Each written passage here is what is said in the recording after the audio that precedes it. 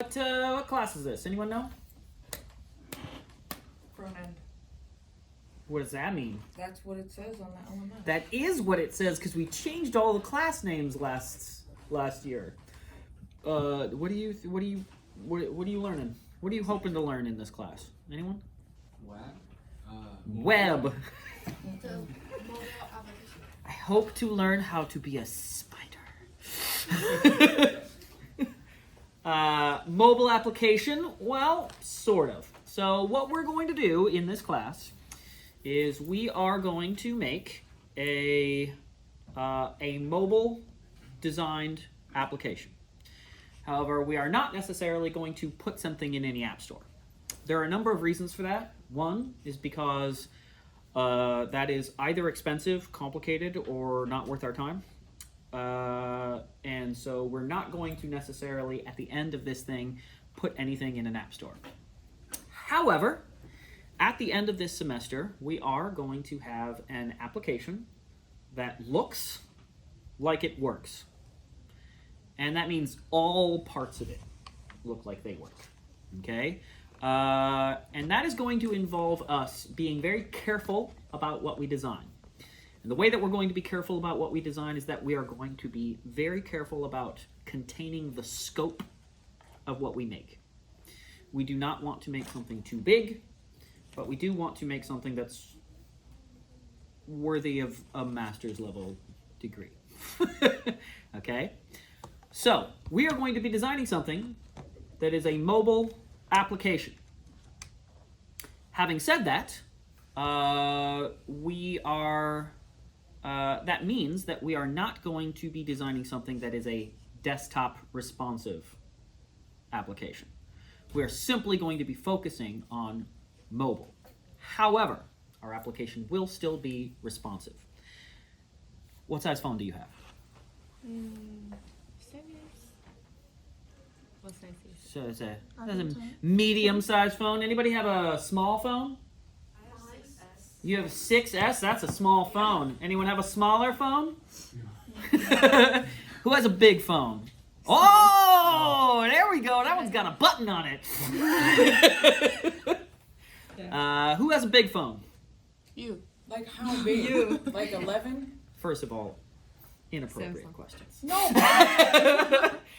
So, you know. So they get bigger and bigger, right? They get bigger and bigger. Like, the content space gets Now bigger. that one is wider. They've gotten longer but thinner as they've gone forward. Like for instance, this seems like a really big phone, but it's actually not that much wider than that one. It's just longer, and that matters a lot, right? Well, just generally in phones, the 10 and 11 were a longer phone. Yeah, because they eliminated this, so that content could be like all could be the entire pushed thing. to that edge. Yeah. It is important to understand that there is no such thing as designing for an iPhone. There's no such thing as designing for an Android. There is simply designing for a general classification size of screen, and then making sure it works on all of those.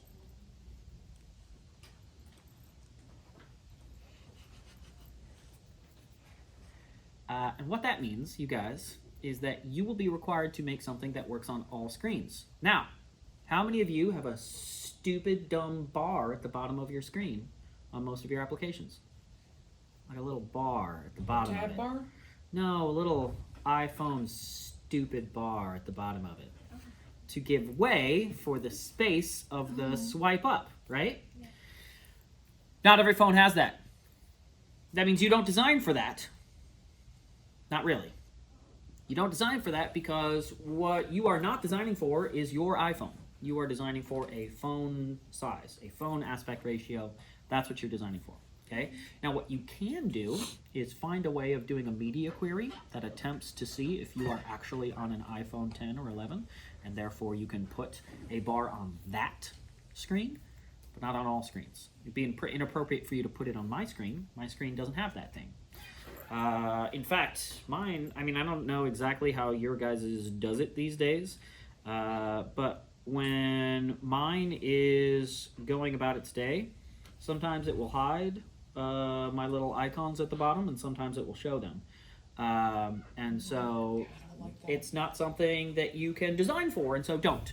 We're not designing for the top bar. We're not designing for the bottom bar. We are designing for an app on a phone, and that's what we're designing for. And it is an important aspect of your design skills that you understand that you are not designing for pixel perfection or something specific. You are designing for a general aspect ratio as you move forward with this class. Okay? Does anyone want to ask a question about any of that? Do you have like the number for the aspect ratio? Is it like 1 to That's 3? the whole point. There is no. There. General aspect ratio is tall, Okay. as opposed to wide. Portrait. Portrait is correct. We are designing for portrait. And we are not designing for landscape. So we are simply designing for portrait. Okay? And that's going to simplify our design process a lot. However, we still have to deal with different sizes. You never know what I'm going to bring out for presentations. I might pull out any number of devices that I have in my room to test your project on. Okay? So we are still designing aggressively, responsively for a portrait mobile device. Okay? You do have the option of designing for a tablet-sized device if you would like. However, are those two lights green? Yeah. What the fuck? I was like, there is a tone right there in that part of the room? Yeah. It was really, I was like, is my eyeball going? Is this happening already? No. You're right. Whew, We have whew. that in our classroom too. Oh boy. Oh, okay. Still got eyesight. All right, we're good. We're good, everybody. Man, that's gonna fuck with me. Ooh, I hope they fix that. Yeah, so there's that. Oh, hi everybody. I'm Hamilton. I'm your teacher. Welcome to 617, the mobile design class.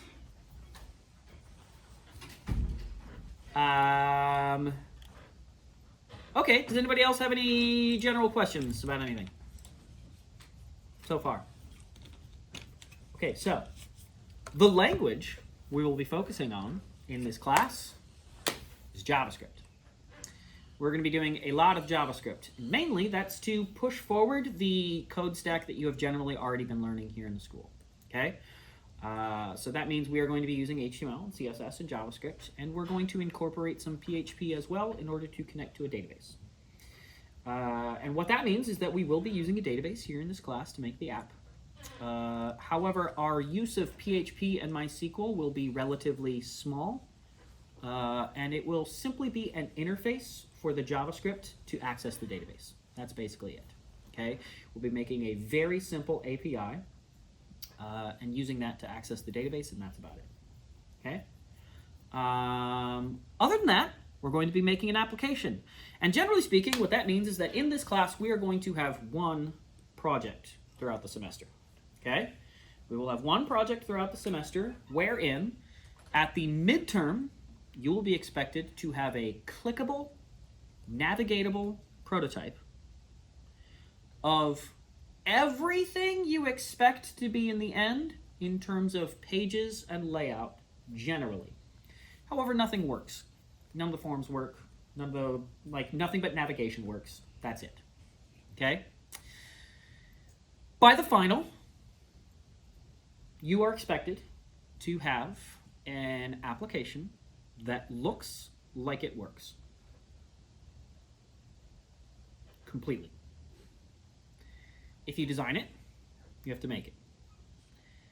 If you haven't designed it, and I expect it, you have to make it. Okay? Things like forms, things like settings, things like navigation and interaction, things like that. Now, having said that, we are going to keep our application relatively low on the interaction scale. Hey there. And what that means is that, generally speaking, we are not going to be learning a whole bunch of swipes and slides and all that kind of stuff. Okay? Mainly because that adds complexity without actually improving the final. it would be really awesome if you guys had a year to work on this and get to the, hey, do you mind taking that cup and putting it way over here, far away from my computers? The first thing. No, far away from my computers. Far away. Far away. Hey guys, welcome to my class. Everybody who didn't get that earlier. In my class, no, not in the trash, on the bar. On the bar, just so that it's not anywhere near my computers. I will not drink it. What? Just the tea, I will not drink it. Get cold. It will get cold, that's right, and in the future you will bring a mug. Yeah, put it right there. Hey guys, in these classes, you are not allowed to bring a cup that does not have a twistable, closable top on it, okay? So that means in the future, if you want to bring a mug with a closed top, you may. If you want to bring a cup that has a closed top, you must keep it closed, okay? That is not a twist top. Okay? If that one falls over, it spills. Which is an accident waiting to happen, and which is why we don't do that here. You guys, it's really easy to do this. Buy yourself a mug. If you got a bag, put it in your bag. There's a really awesome Starbucks mug that has an open hatch where you can just clip it onto your bag. Get yourself a mug. Bring your coffee and tea in that form. Okay. Please do not bring those cups into my room. I will always take them away from you.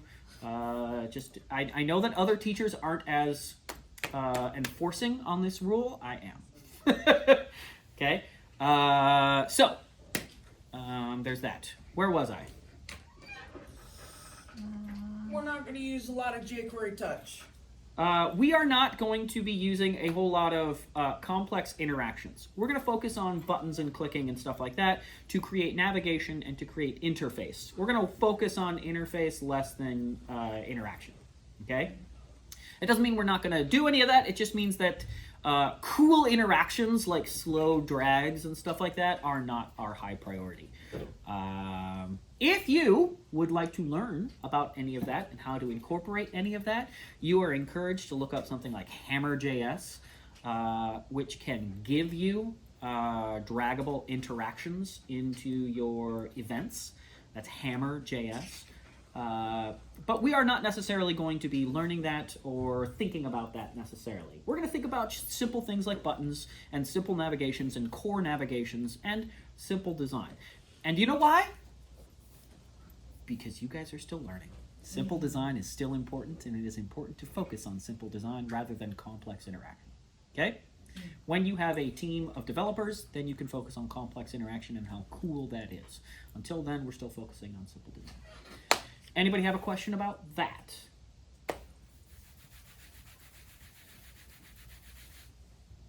Hey guys, this is a programming, yes. Okay, so no Bootstrap, no owl.js, no... Well, Bootstrap is a very good desktop responsive design suite. Hold on. Bootstrap is a very good desktop design suite, but it's not actually a very good mobile design suite. Okay. Its tools were not made for mobile. Its tools were made for desktop responsiveness, which means that they can go mobile, but they don't actually help us with a whole bunch of mobile design. So we're actually not going to be using Bootstrap at all. And in fact, in this class, we're going to be creating all of our code from scratch. Okay. The things that we will be pulling in, are a small amount of jQuery mobile code that we are going to be using for one specific purpose and not for any of its design purposes. We're going to be using it for something called routing that we're going to talk a lot about at a different time. But for right now, we are simply using it for routing and not for any other purposes. And that means that our use of jQuery mobile is very, very small. And generally speaking, what we're doing is just making everything from scratch here in this class. Mainly because it is still useful for you to be making everything from scratch. Even if you made everything from scratch previously in a previous class. Now, if you remember taking the 608 class, in the 608 class you made a library of code. However, that library of code was a desktop responsive library set of code. There might be some things that you can pull over from that class, but generally speaking, when we're designing for mobile, it's actually a whole different design set. The things we make are different. Generally, things are somewhat bigger. and more obvious, and it's not the same thing. For instance, there was a thing that we did in desktop design called a container that doesn't really apply to mobile, because the whole point of the container was to create a maximum width element on your page. However, that doesn't really apply to mobile. There is no, mobile just has the mobile size. You're just basically always full-size container inside of a mobile design. So there are a number of things that we did in that class that will apply. However, that grid we learned, the grid CSS, doesn't really apply to this class because, again, it's not desktop responsive. And so there's not a whole lot of breakdown that happens from different designs. What you're really trying to do is liquidly design something that fills any frame that it's given, and not necessarily something that changes drastically from size to size. That's not what we're focusing on. You guys should be happy about this, not sad about it. Yes? That's a good question. So, if you would like to design a tablet-sized version of the app we do this semester, you are allowed. However, I am going to encourage you to focus on one general size and not focus on anything that's too much responsive. Our class is going to be hard enough this semester without you adding more complexity. It's going to be difficult for me just to get you guys to not try to add more features onto your app. That will ultimately cause it to be more and more complex and not necessarily better. Okay? We're going to focus on a constrained amount of complexity in this class so that we reach a goal that is attainable and good. That's gonna be our thing, okay? We want to make an app that is more or less complete, but also has a lot of, it's stuff, but not so much that it's crazy. Let's talk about what we're going to make this semester. This semester, we are going to make an app. Some of you may have heard of it. Does anyone know what kind of app we're going to be making? What? Tracking application. An animal tracking application. Now, so when I first say this, a lot of people don't quite know what I mean, so let's focus on what I do and do not mean. You need to go find your dog? One, we are not going to be making an application that uses a dongle or an object to track live location in space. That's not what we're doing. What we're doing is creating something where you have a list of things that you are tracking. And when I say tracking, I mean keeping track of. You have a list of things that you're keeping track of. You are then able to mark every time that you see one of the things on your list. So every time you see one of the things on your list, you mark it as seeing it again. Okay? In this way, you track that thing. So it's not like a live tracking, and it's not even like a helpful tracking. Like, you can't necessarily help anyone else for a number of reasons, but you can track the last time you saw this. So we should think of this as a personal interest tracking application. Okay? What I'm going to be making is an animal tracking application. I have stray cats in my hometown. Yeah, you do. Yes, I do. You got a lot of colonies over there. I got stray cats. I've got a coyote in my backyard. I have animals that are in my area. I've got a pack of raccoons. There's like 6 of them, and they are huge, and they are just like. So I have a lot of animals in my area that aren't in my house. They're not in a small location. They're out in the world. Okay. And every time I see these, I might want to say, I saw the raccoons again, or I saw that raccoon again, or I saw that cat again. For a while, there was one cat that I always liked to see, and I always liked to see where they were, and they were generally in the same spot, but they were in different locations, okay? The idea behind this app is not that you know where they are at all times, but that you know the last place that you saw them, and therefore have a history of all the places that you saw them. This is the way this app works. Now, you guys, it's very important that you understand something important right now. I'm trying to get you guys to create a type of app that covers a number of bases so that you can learn a number of things. I also want to give you the freedom to do something that may be a little bit more interesting to you. So what I'm about to do is describe to you some of the kinds of apps that people have made and how you can get a little bit more creative or a little bit more interested in the app that you are making. However, there are a number of places that I need you to hit, things that I need there to be there, okay? 1, there needs to be what I call a core list of things in this application. The core list of things for me is animals. I'm a user. I have animals. I'm tracking those animals. There must also be a secondary list of things that are added to the core list. In my case, it is locations. Every time I see an animal, I add a location to that animal. What that means is that my application is not a constant feed of new information. Instead, it is a core list which has updated information on each individual item. I have seen this cat 4 times. I have seen this cat 4 times. I have seen this cat 16 times. Okay? That's the way your app must work. Your app must work with a 3-table database. Sweet. The 3-table database is users, core list, added data. In my case, that's users, animals, locations. If you cannot think of something that fits my needs, just do an animal tracking app. You do not need to be unique for this class to work. It's just fun to allow you guys that ability, okay?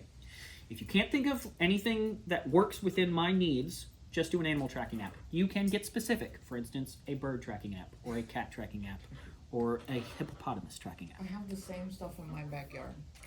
I believe. They're a lot more tame though, because the lady feeds them. So, what this means is that we are making an app that has a 3-table database at least. I'm going to suggest 3 to keep it within scope. That there is users. Users have animals associated with them, and animals have locations associated with the animals. Okay? So, let me describe some apps that people have made. 1, specific animal types. It's a really easy one to do. You like dogs? Make a dog tracking app. Okay? You like birds? Make a bird tracking app. Do you like monsters? Make a monster tracking app. It could be something imaginary. That's fun. Okay? Don't make it a game. It's not a game. It is simply a list of things you're interested in and every time you've seen them. Okay? That's the app we're making.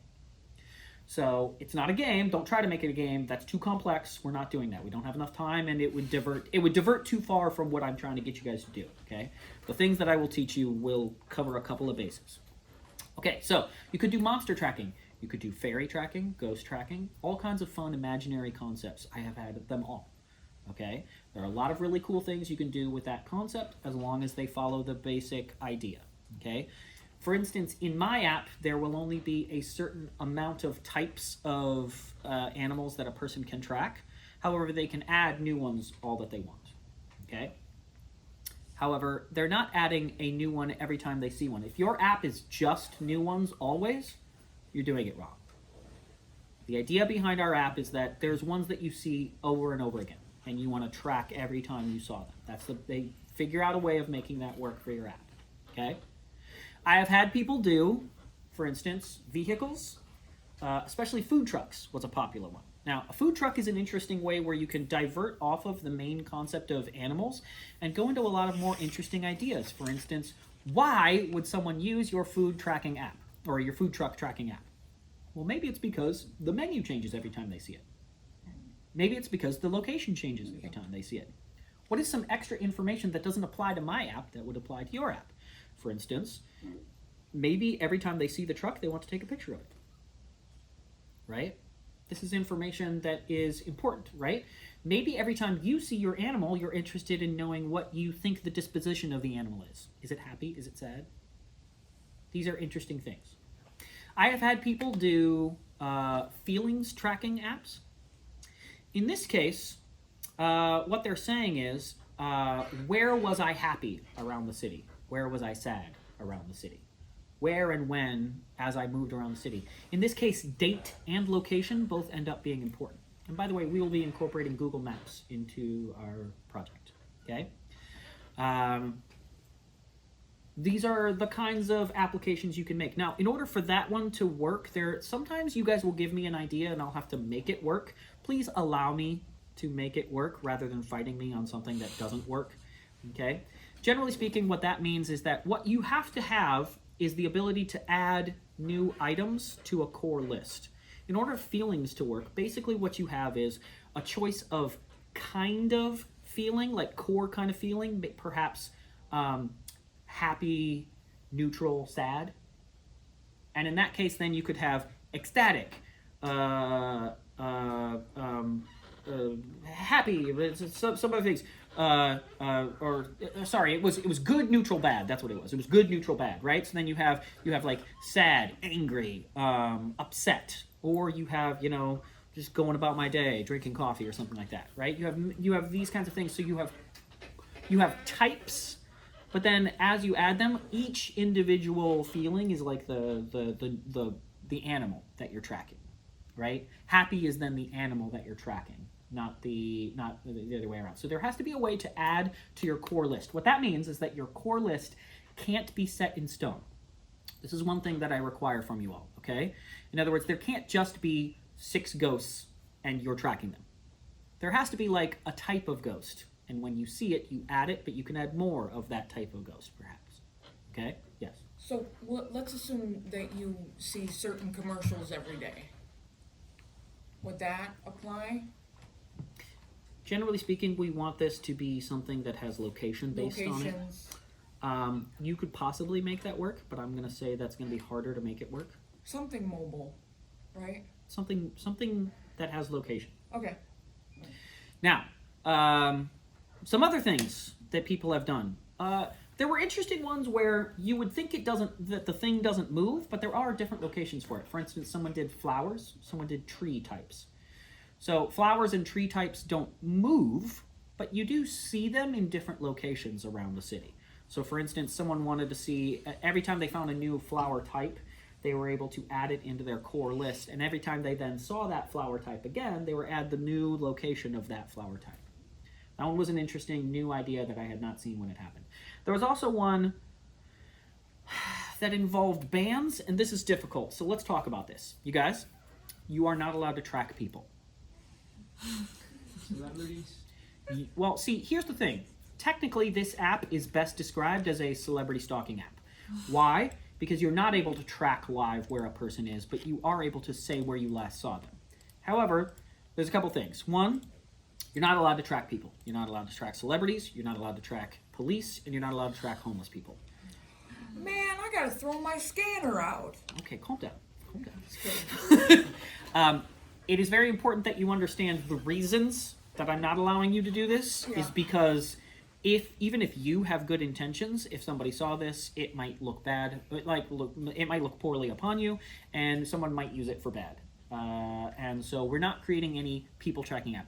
People have gotten some wiggly room around this. For instance, somebody wanted to track bands, and I said, well, no, you can't track bands, but what you can do is track venues.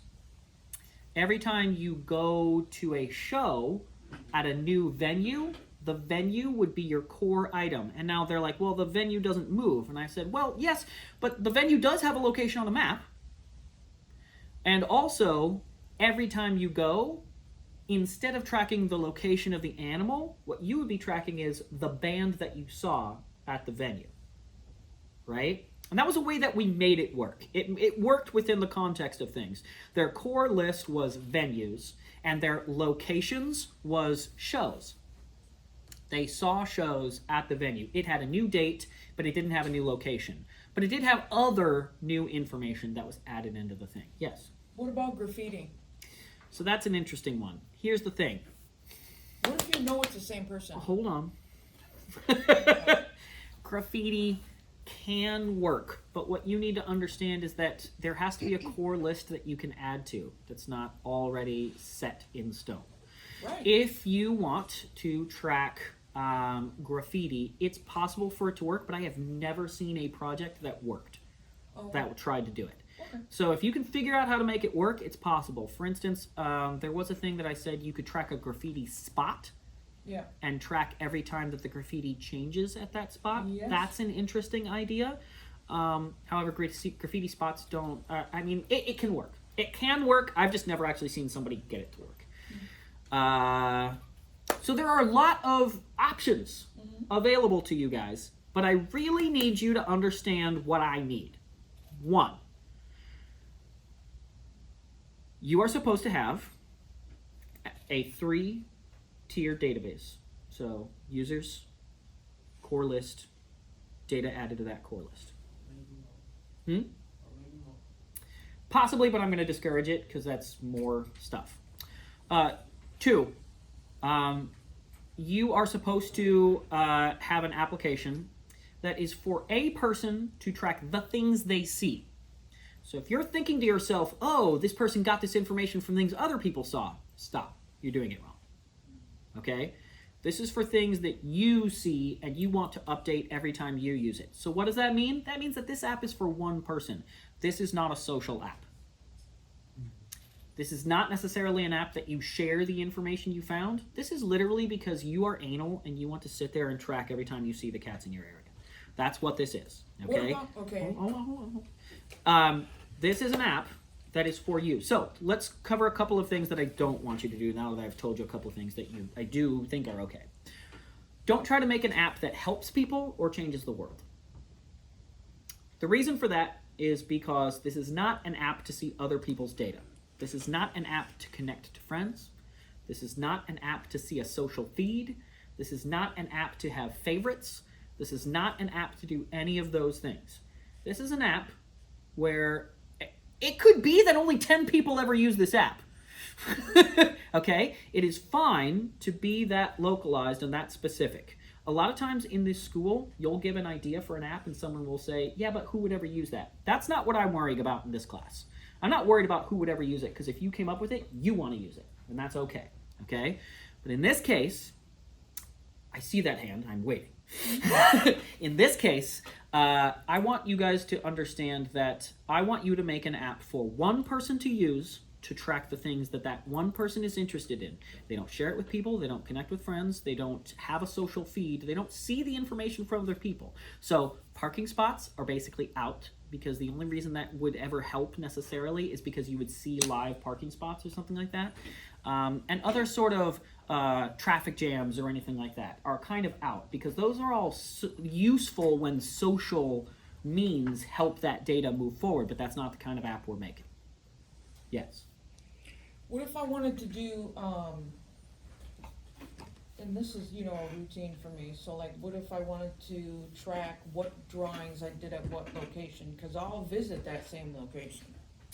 So I have had people track, for instance, places that they've taken photographs, location shoots or something like that. I had someone who was trying to make a movie industry app that was basically good places that are location shoots and how many times they've had a shoot there.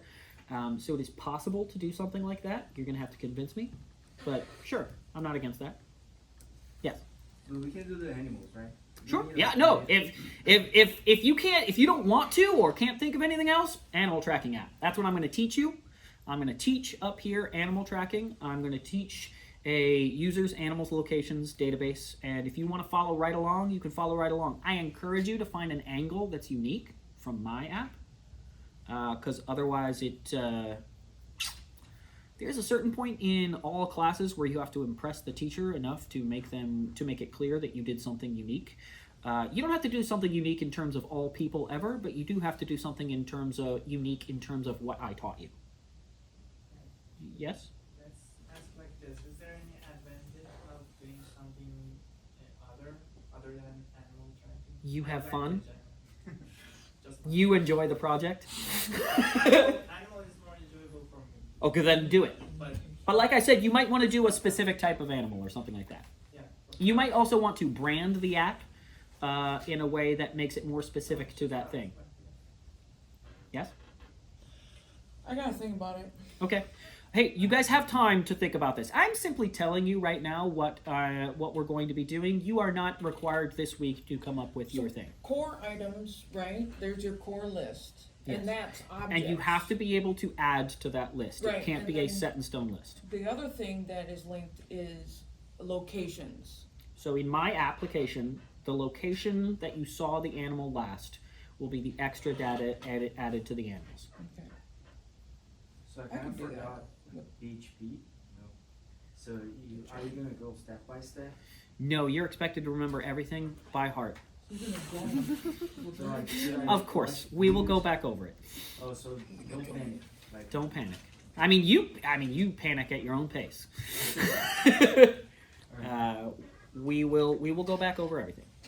You are expected to remember how to use a computer. Hey, by the way, you're encouraged to bring on your own laptop. Your own laptop is a good idea. You are encouraged. Now, here's the thing. I have, over the last few semesters, been encouraging students to record the days.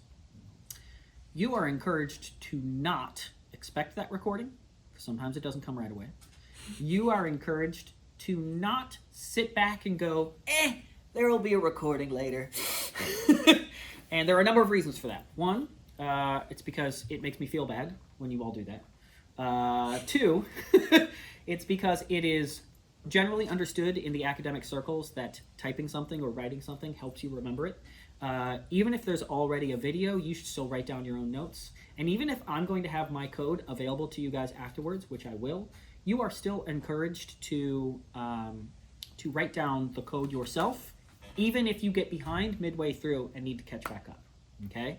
There are so many reasons for this, but mainly because when you get home, you don't have that muscle memory of having done it once, even if it was just copying as you did. Okay? So make sure that you are not becoming reliant on the videos that are so graciously being provided by the Fart Lab. Does anyone have any other questions for me at the moment?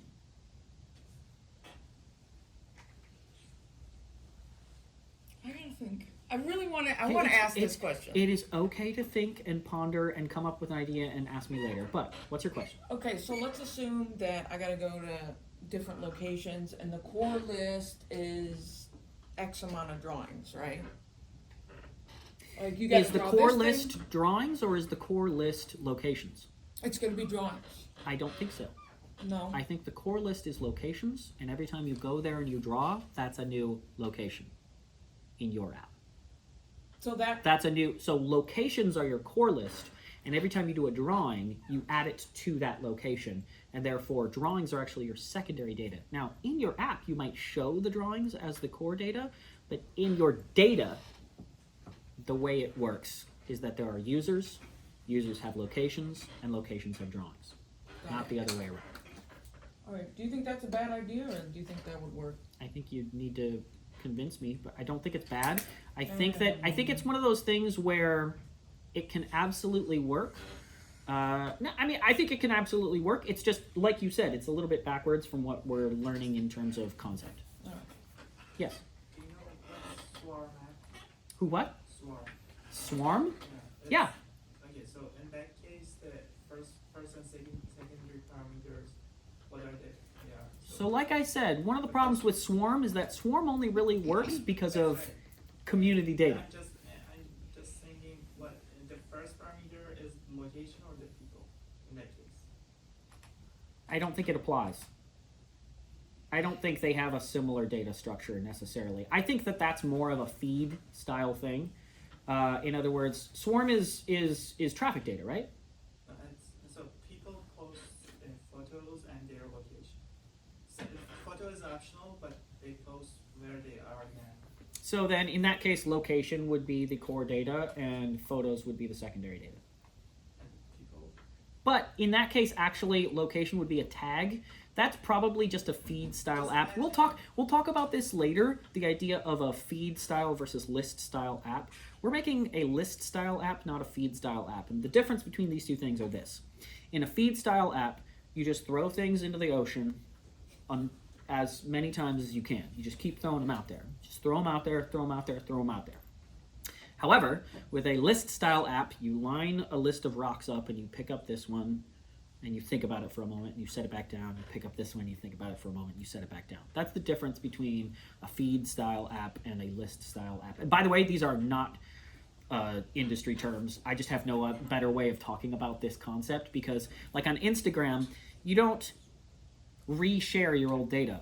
On Twitter, you do. On Twitter and Facebook, you oftentimes reshare old data, and so there's a mingling of those two concepts, right? But on Instagram, it's just new data, new data, new data, new data. You want to share the same image again? New data. It's actually new data. It's not the same old data, even if it's the same old image, which is why so many Instagram feeds are just the exact same image, because people realize that you could just keep posting that shit all day long.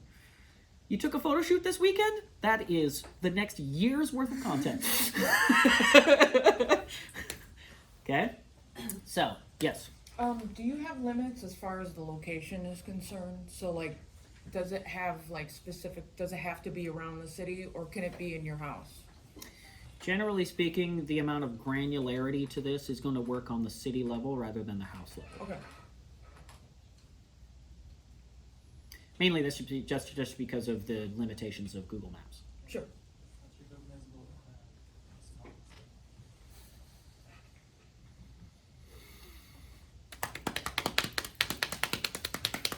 You excited? Huh? Huh? You excited about so much JavaScript? Who here loves JavaScript? Raise your hand!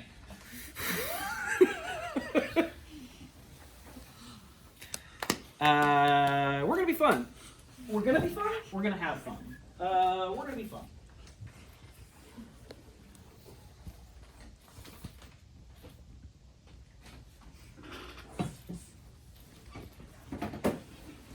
Also, this book is still in here. I'm real excited about this book.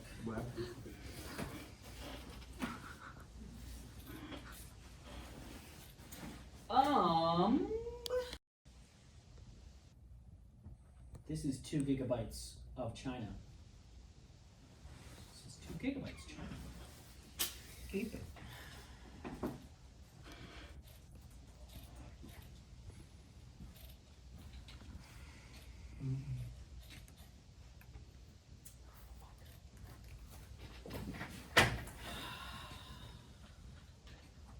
Tell me this isn't happening again. God damn it. Oh! Hi everybody. I curse. If for some reason that bothers you genuinely, please do come up to me and tell me at a certain point, and I will try to cut back on that. Otherwise, sorry, I curse.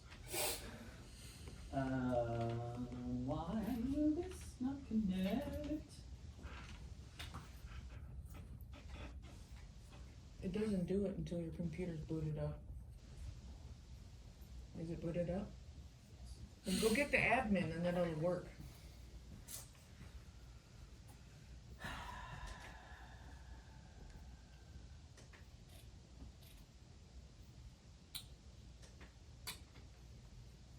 Ah! No.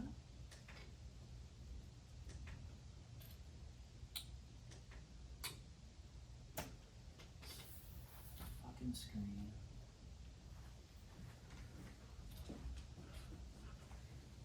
Are you going to share the slides? No.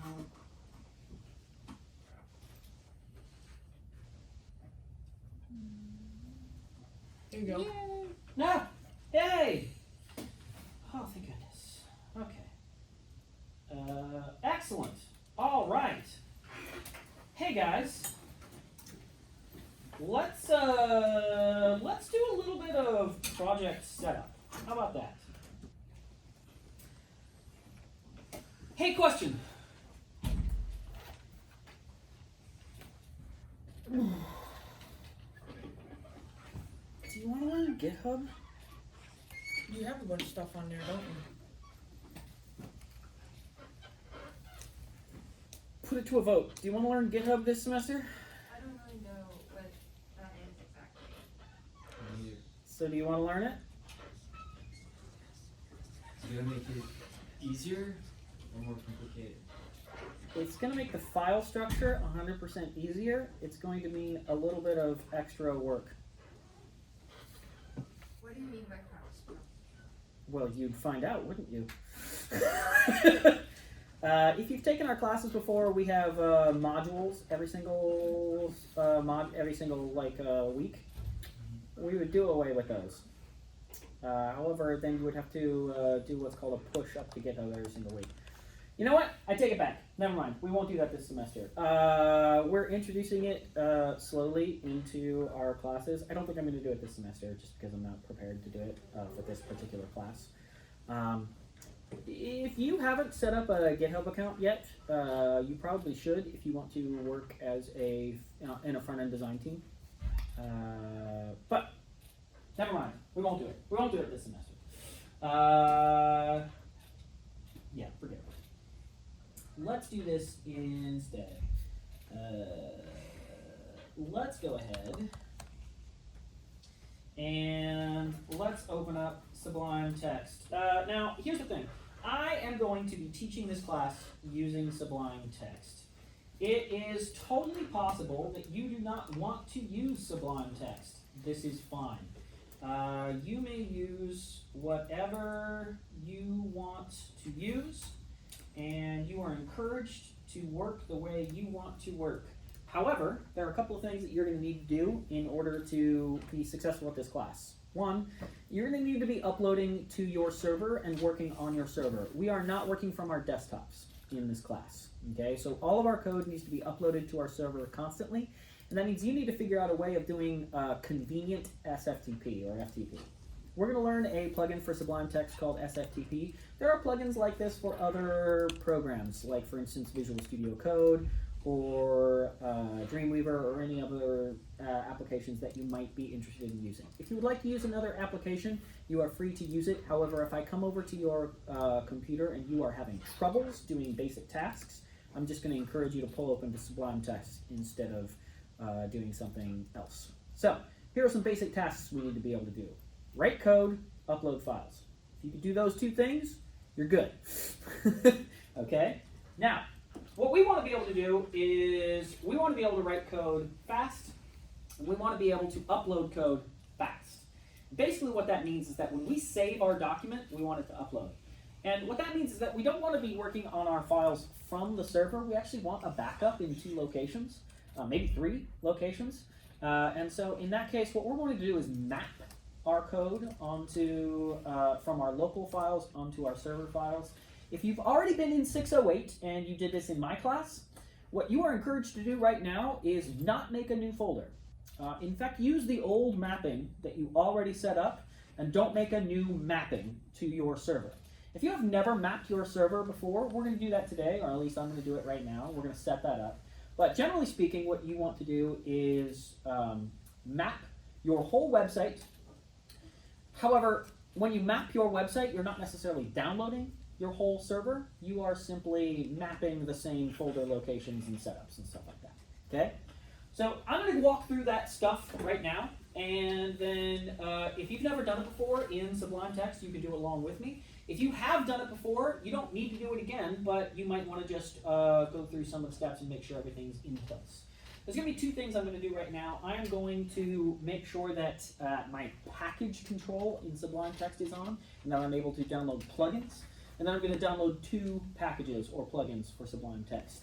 And you guys can follow along if you've never done this before. In Sublime Text, you can do Command-Shift-P.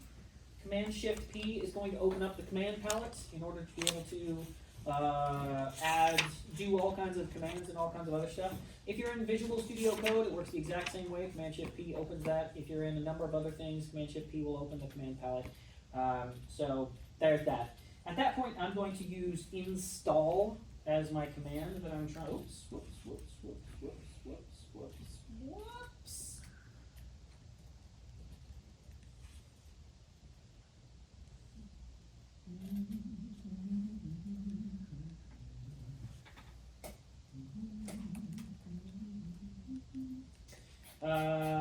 I'm going to do install and then just hit return. Now, here, if you guys type out install and you see package control install package, that means package control is already installed on yours and you're good.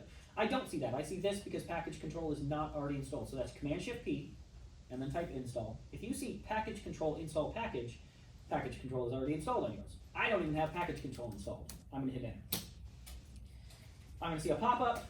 I'm going to go back in Command-Shift-P and install, and now I see package control install package. It happens very fast. It's easy to set up in the future if you need to do it in the future. If you see that, you're good. If you don't see that, you're bad. Make it good. Command-Shift-P, install, enter, and then Command-Shift-P, install again, and it should say install package. You guys, the order that we do these things from now on is if we want to install a new package, we do Command-Shift-P, install, hit enter. After a second, a list of possible packages will show up. Memory full. Yeah, it's fine. A list of possible packages will show up. Okay? So let me say that again. Command-Shift-P, install, wait a second, list of packages will show up. Watch. Oh, there it is. Now, you can tell the difference between the two lists. Just look at them right now, hit escape, and try it again, right? Hit escape and do Command-Shift-P. This list looks different. Type install, this list looks different. You can tell which one you're in, just look at the differences between them and see the difference, and know that once you're here, you can search for packages. Now, you guys, there's lots of packages. And this list is useless unless you already know the package you want, okay? If you do not know the package you want to go find new packages, there are a lot. I suggest you go to the package control website and go search for some other ones. The package control website has information on like top 10 packages, popular packages, necessary packages, important packages, all kinds of things that you might want to do to improve your Sublime Text experience. For instance, you might want to go on the internet and just search for top 10 packages of 2019 for Sublime Text or something like that. You'll get a whole bunch of lists of really cool things and ways that you can improve your experience and have a better time working in Sublime Text. So I encourage you guys to, if you didn't do this in previous semesters, to take this opportunity now to really explore some of the options available to you. For me, I need two things. One, I need Emmet, and two, I need SFTP. Okay, so I'm going to get Emmet, E-M-M-E-T. If you search for this and you don't see it in the list, do not get one of the other things. Okay, if you don't see it in the list, it's already installed, you're good. Okay, so I do not have this downloaded yet. I'm going to get it. There it goes. It has downloaded. This is all a super fast thing. In the future, you can do this in 10 seconds. Okay. Command-Shift-P, I'm going to install again. Here we are in this list again, and I'm going to get SFTP. Again, you guys, do not get my SFTP. Do not get some other SFTP. If you see SFTP, get it. If you don't, you already have it, you're good. I can now see over here in the sidebar that I have both of these packages downloaded, and they are ready to go. And so I can now close this thing and reel. Excellent. Okay. Now, you guys, when we're working in Sublime Text, or generally speaking any text editor these days, I want you all to stop thinking about files in terms of individual files. You do not work on individual files in Sublime Text, you work on projects. And in that case, what we want to do is always start with a folder, never start with a file. Don't ever open a file again. And in fact, don't open a low folder like the images folder. Open the top level folder you can, like AAU. Okay, open the highest level folder you can and just get access to all your files in a project at once. And in this case, you guys, your whole website is your project. Now, as I said before, you already have this set up because of a previous class. Do not make a new map for SFTP. Do not make a new folder. Just open up that old folder that you've already used for your mapping. We should only ever have to map once. We shouldn't have to map 15 times. For me, I'm going to open up Finder, and what I want to do is I want to make a new folder in my user folder. So my user folder is the one where my desktop and my downloads are. You can actually get there by going up to Go and choosing the Home folder when you're in a Mac. And so inside of here, I'm going to make a new folder, and I'm going to call it Developer. I'm going to call it Developer because it gives me this cool hammer icon. That's why. Give me the cool hammer icon, and now I'm cool. You guys, if you already have this folder, like I said, don't make another one. I'm going to go ahead and make a new folder right now. This folder is going to be a project folder. If I was a developer on my laptop, this is where I would put a new client. So a new client website that I was working on, I would give them a new project in here. Or if I was starting a new React project or something, I might put that in here. For me, I'm going to say ham site. That's my website. Okay? So that's the project I'm working on. The whole website is this folder. That's this developer project. Okay? This is how I want you guys to think of this. And at this point, you guys, I'm going to drag that folder into Sublime Text. always start with a folder in Sublime Text. Always start with a folder which is a project. Okay, and in this case, ham site is my project. Any questions? Yes. Can you do it the way that you've been doing it for like multiple semesters? This is the way I've always done it. Okay.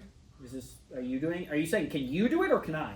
Can I? You can do kind it of follow however. the same paths I've been using. If you have those, that's what I'm saying. If you Yeah. have those paths set up, don't remake them. Yes. Do we need to make the developer?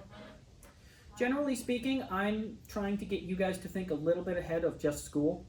Oh. Okay? So I know that you guys probably have your own folder structures set up right now, but we're actually trying to think of this in terms of outside of school. And outside of school, you're not going to have school folders anymore necessarily. So this is a website that is your website. And when you get out of school, it's not going to have anything to do with school anymore. This is your developer folder where you put all of your developer projects.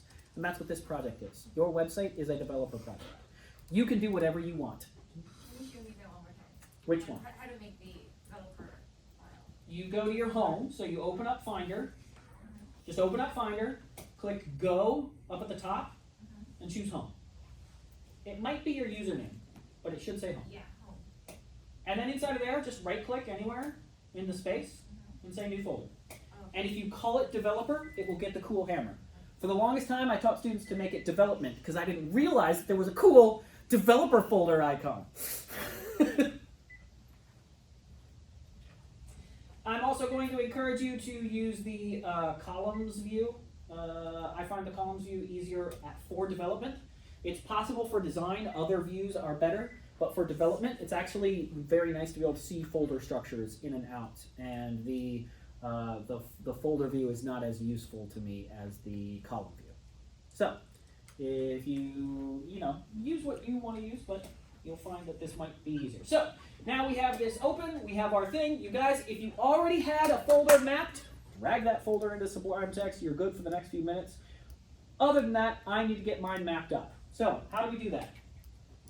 If you, right now, Command-Shift-P, and you type out Emmet, it should have Emmet commands. If you don't, you didn't download Emmet correctly. If you type in SFTP, it should show SFTP commands. That means you downloaded SFTP correctly. Cool. If you type out package, you should see package commands, like enabling and disabling and removing packages, fun stuff like that. If you keep seeing my SFTP, please remove that package. Get rid of that shit. We don't need to, is basically it. Yes? So if we didn't download correct, what? Well, we should do it again! So, what we should do is we should install. We should SFTP and get that. We should Command-Shift-P install. We should ENT, and you got that. So you're good. Okay, thank you. Yep. Okay, now, everybody, right-click that folder if you're updating in the sidebar, and SFTP map to remote. Right-click the folder, SFTP map to remote. 5 things we need to know on this page. The 5 things that we need to know are type, host, user, password, remote path. These 5 things right here are the 5 that we need to check and set to the correct thing. There are other things that are fun and nice to change, but these are the 5 that we need. We need the type, the host, the user, the password, the remote path. Hey guys, if you're on your laptop right now, which it seems that everybody is, no, we have one student not on a laptop. You guys, if you're on a laptop right now, you are going to be encouraged to use your actual password right here to uncomment this line, so remove those 2 slashes, and to add your password into this second quoted password string, okay? You guys, if you're on your laptop, it is fine to do this. If you are on a school computer, you are not encouraged to type your password for your FTP into a text file on the computer, because then it's just there. Yes? If there's a SFTP in conf file in a directory, and that applies to just that directory. That's correct. Which also means that you don't want to have another SFTP config in a lower folder, because they would conflict with each other. Yeah, that's why we're doing it at the top level We thing. can have others in same level. The same So in other words, sibling folders could all have their own SFTP config. And Yes, that's why in the developer folder, I would put different sites, which they're each of their own For example, SFTP in your configs. case, you had a ham site, Yes, and so you had. and I might also have an AAU site or something like that. Yeah. Yep. Yes. Okay, so let's go over these 5 things. Are you ready? Type.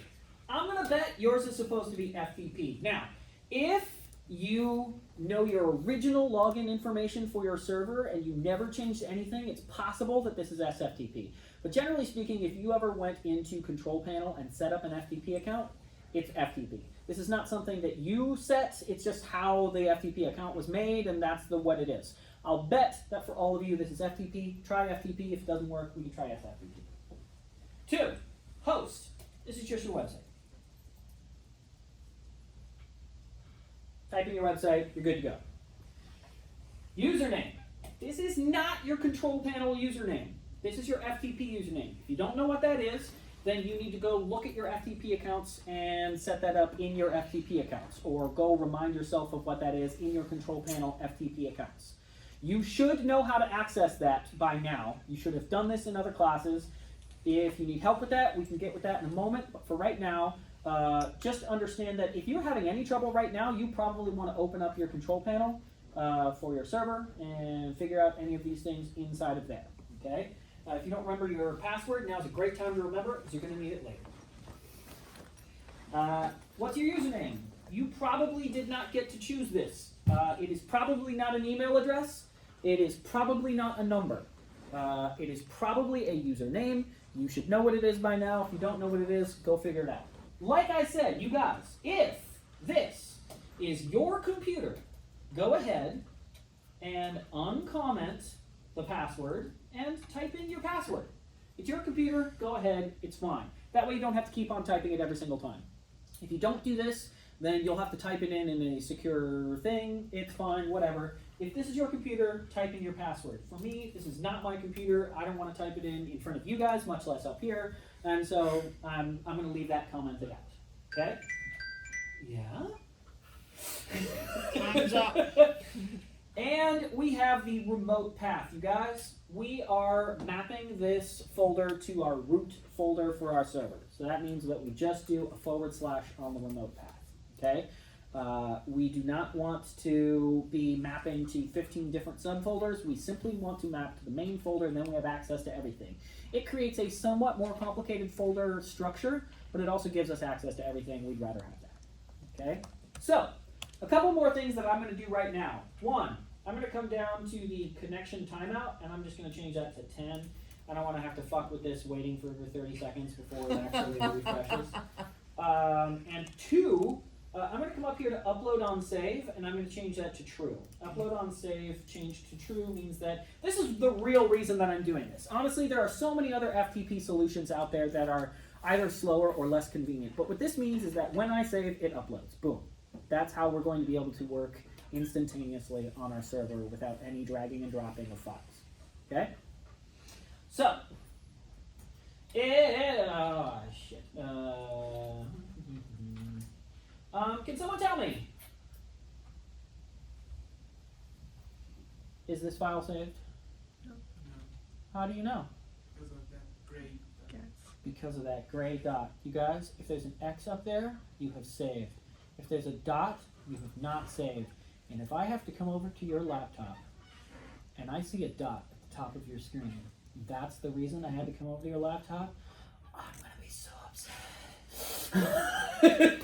So, just get used to that. It's one of the most obvious things you can look for is, did I even save? Command S is your friend. Memorize Command S. Use that all the time. Command S for save, and then you are saved. Okay, so here's the thing, you guys. We're about to get to a point, and I just want to make sure that all of you can get to that point, and I'm going to stop, and we're going to make sure everybody is at that point, but before we go any further. And that point is, I want to be able to connect to my server and find my AAU folder. And all of you at this point should have a folder in your structure called AAU. This is your 3rd programming class. All of you should have been through 608, and I'm pretty sure in all of our 608s we set up an AAU folder. So, at this point, you guys, what we want to do is right-click anywhere on the screen. Anywhere in the Sublime screen. And we want to SFTP browse remote. It's at the bottom of the list. SFTP browse remote. So right click somewhere, SFTP browse remote. If you've saved, if you haven't saved, then it won't work. Make sure that you browse remote. And then at that point, I have to type in my password down at the bottom of the screen. So down at the bottom of the screen, I have to type that in. And then, up at the top of the screen, I should see this. And what I want to do is I want to go find my public HTML. Now this is where your folder structure is going to be different than my folder structure, depending on your FTP account and how you set it up. I need to find my AAU folder. That means I need to go through a couple of folders from my root. From my root, I have to go through a couple folders. It's possible that when you set up your FTP account, you made it with a different root or something like that, okay? So there's so many possibilities here, it's not worth talking about. For right now, I need to find my way into my public HTML. I need to find my way into my website, because these are all my other websites. And then I need to find my way into my AAU folder. And the reason I need to get into there is because I need to make a new folder in my AAU folder. I already have an AAU folder for my 601 and my 608 classes, and now I need to put my 617 class in here. So which section are we of 617? Probably 2. Are we 1 or 2? Anyone know? I would assume it would be 1. 2? We 2? Oh. The LMS is working. 2. Holy moly. Is it? It's not from here. Yes. Midterms. Are we 2? We are 2. Okay then. I am going to make a folder that references the fact that this is the second class that I teach. You guys should not. Okay? You guys should simply call this wnm617 inside of your AAU folder. Let me write that out just one time. So, all of us from our web root should have an AAU folder, and then we should have a wnm617 folder. Okay? And guys, in terms of this, you should probably keep it lowercase. You probably don't want to use uppercase simply because uppercase matters. So let's keep it lowercase. Don't use spaces. Just keep it simple. Okay? So for me, I'm going to do a folder actions inside of my AAU. Folder actions. I'm going to make a new folder, not file. New folder. Inside of there, I'm going to make a new folder, and down at the bottom, I'm going to type in wnm61702. And what's nice about that is that now that should make my whole folder structure right here. So over on the side, by making a new folder, I should get a folder structure over here. Now, if you guys already had your main folder structure set up, then you might want to make sure that you have a 617 folder. I see some of you have already begun to make a module 01 folder, which is fantastic. So let's talk about our assignment for this week. We will have a number, but one of them is going to be to make a number of folders, namely M01 through M15. We're going to just make all those folders and get them ready to go. Okay? So what I'm going to do is if I just go and look at my files right here, I've got my wnm617 folder. I'm going to make a new folder in there called M01. And you guys, when I do that, it's going to show over here in my Sublime text. Hooray! This is why we mapped to our lowest folder, because then any new folders just show up in Sublime text. We've got our whole project open to us. We can see all of our files. It's good. Don't avoid it. Let it happen. Okay? We want to have access to all of our files. So, what I'm going to now do is I'm going to right-click on this folder, and I'm going to say New File. Yes, I am going across and doing a bunch of different file manipulation and handling, just so you can see a bunch of the different ways that we can do it. Okay? I'm going to right-click on that new Module 1 folder, and I'm going to say New File. Make sure that you know the difference between folders and files. If you're thinking about making a folder and you make a file, your folder will be fucked. And if you're thinking about making a file and you make a folder, your file will be fucked. So make sure that you click the right button. I want to make a new file. Okay? So I'm going to make a new file. And inside of that file, I'm going to Command-Shift-S to save as, and I'm going to save it as index.html. Command-Shift-S to save as, and when I save it, it should upload immediately. In fact, if I then say hello and save that, it should upload immediately. And if I then go to my website,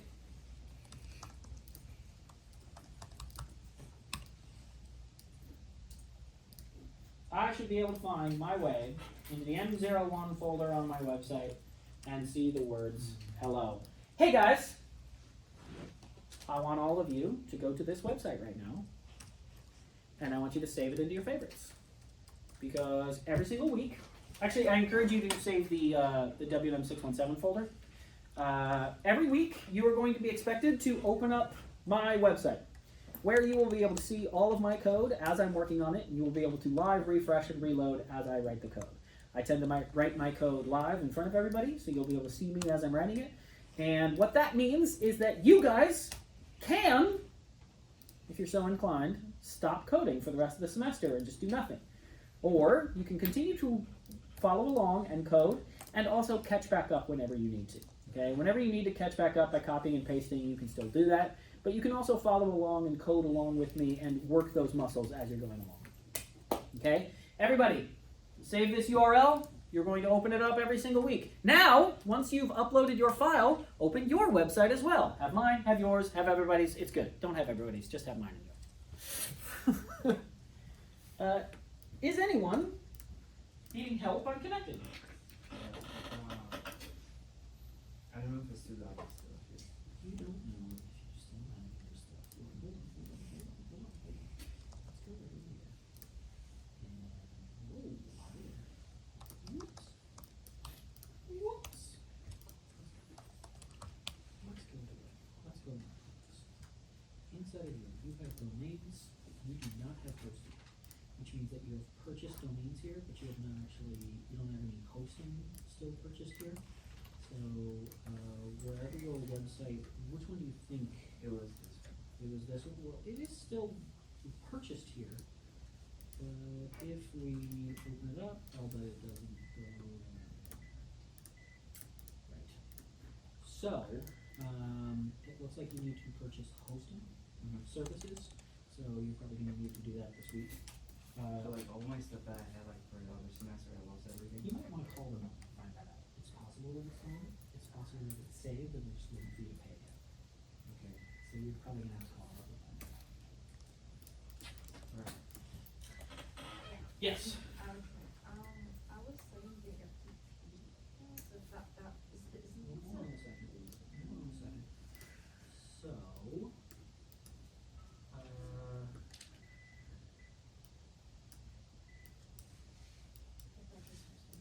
that should be. I am going to encourage you to just change the password, just in case, right now, and then try again. Okay? Also, can I see the page? Okay, yeah, everything else. Oh, except for accept path. That's all. Change that to the /. forward slash?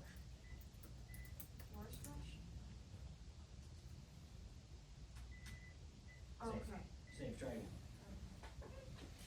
Actually, I just remembered I'm going to try to not touch people's computers. Before I made this website, and just That looks good. yeah, sure. I made Yep. just this. Yep. Yep. What was after public HTML? Huh? Do I need to make a new folder? So, ooh. So you didn't, it looks like you didn't make yourself an AAM folder, you just made WM folders. Yeah. That's kind of fine. It means in the future you're gonna have a little bit of weirdness. It means right now you don't have an index on your main folder, but when somebody goes to your website, they don't see it. You should probably fix that. But, for right now, I would suggest that you just make it the W9617 folder. And continue on for right now. In the future, you're going to want to move those to 3 folders and do it. Okay, so do I need to click Folder actions, new folder. Yes. Well, So, try FTP. Not SFTP. Just delete the S. Delete the S. Good? Yes. Try it. Save it. Click SFTP, browse remote. Type in password.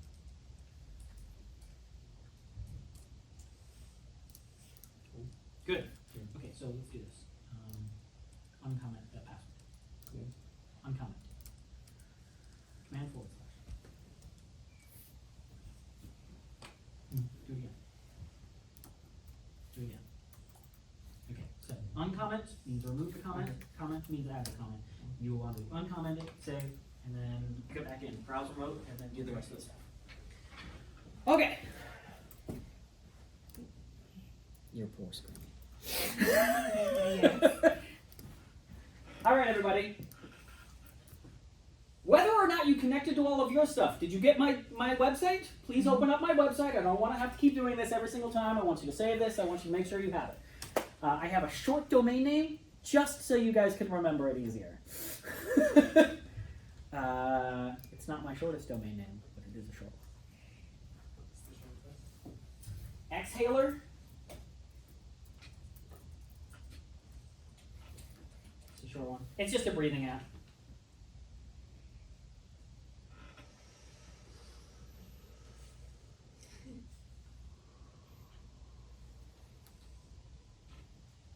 That's it. Yes, when did you buy it? And how many years ago? About 4 years ago. I mean, my domain name, HamiltonDraws.com, I've owned for almost 20 years. I bought it in around 2002. In fact, you can actually see that on the Wayback Machine. You guys ever gone to the Wayback Machine? Yeah. If you go on the Wayback Machine, you can type in HamiltonDraws.com and see all the way back to 2003. There we go. And both of them are available in the browser. I have never paid another person for a domain name. I've always bought them. But then again, most of my domain names are pretty, like, I own Ego Artist. It was pretty easy to get that one. Like, I own too many domain names. Too many. Oftentimes bought in bar rooms when I was drunk. Best time to buy a domain name for a year. Not for 5 years, that was too expensive. But I like to see if I'll use them someday in the future, and then if I don't, fuck it, it was $8 at a bar. Yeah. It was the same price as a beer. Yep. Okay. Oh boy. Do we got code going? Are we going? Do we got everything? Do we have our index.html? Why do we make an index.html? Do we need to make an index.html? No. We need to make an index.php. Do we need to make an index? Yes, hell yeah you do. If you don't want to put the exact file name to show it, you need to have index in that directory. Now, what's a directory that we should probably have an index in? The web root directory should probably have an index no matter what. That's why if you now go to your web root and there's nothing there, you should put an index there and just say coming soon, and don't lie about it and actually do it. But we're going to make sure that we have an index here. Now, it's possible that in the future I will change this to something else for purposes of learning, not for purposes of example. Because it will open up my folder directory and make it easier for you guys to see my files. But other than that, for right now, we're going to make an index.html. And we're going to learn some Emmet, because Emmet is wonderful. Emmet helps us write HTML a little bit faster. It's possible some of you already know Emmet. If you do not know Emmet, you might want to look up the Emmet cheat sheet.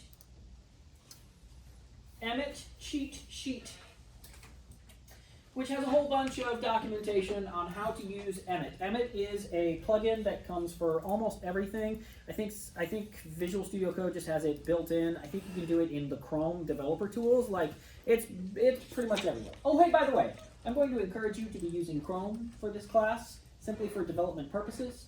You're going to find that if you're using anything else, you're going to have a real hard time as we move forward. And all of you are going to learn to hate your iPhone. Because iOS hates websites. And you're going to learn that hardcore this semester as you try to develop something for your phone and realize how much iOS hates you. So, not the user, the developer. So, let's go ahead, and once you've named it index.html, let's go ahead and type out HTML and hit tab, and we should get something like this, which is not very impressive. So instead, let us use the emit of doing HTML:5, which is the current version of HTML5. We're going to do HTML:5 and hit tab. That's the expansion key. Tab is the expansion key. And it is going to expand into some code. And if it doesn't, once again, that means emit didn't work out for you. But it should happen.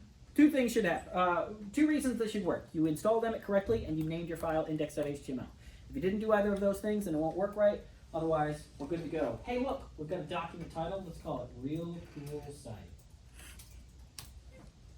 If we hit tab and we haven't hit anything else, we should tab into the open body and be able to type things into the open body. Isn't that wonderful? Yes. It is. You're forgetting metacolon BP. I'm not forgetting anything. Oh. Don't you get ahead of me. Now then, at this point, what we want to do is we want to learn some more emit. And by learn, I mean reiterate, because I feel like most of you probably already got some emit in your classes. So let's just reiterate a little bit of emit and possibly learn something new along the way. Emit does not help us learn HTML, it simply helps us write it faster if we already know HTML and CSS. And so, what we can do is we can type out, for instance, a header, and then we can say header h1. What does that symbol indicate in CSS? In CSS, what does this symbol indicate? Raise your hand if you have an answer. Yes? It's the direct descendant. Child. Direct. Which is a direct descendant, but we're going to call it the child, or direct child. No, any H1 inside header. Because technically, it's not children, so it's not descendants, it's just direct children. It's not grandchildren, that's right. It's a rotten stepchild. It's the absolute child. So, you guys, in CSS, if you see that symbol, that's what that means. And if any of you don't remember your CSS symbols, then you might need to go look up CSS selectors. Go look up CSS selectors. And if you want, go to W3 Schools or go to, for instance, the MDM and go look up all of the selectors and the types of things. You'll get names for them, but really, honestly, the names wish-wash between. There aren't really names for these things. There's just uses for them. So you can go through all of these things and find out how they all work. And I am going to expect that all of you are going to memorize this page by the end of this semester. Okay? Because the fact of the matter is, when you walk out of this school, you should be better than the other people who are doing CSS. And this is the way you will be that, is by memorizing this page. So, let's go ahead and say that also we want this. So what does that plus symbol mean in CSS?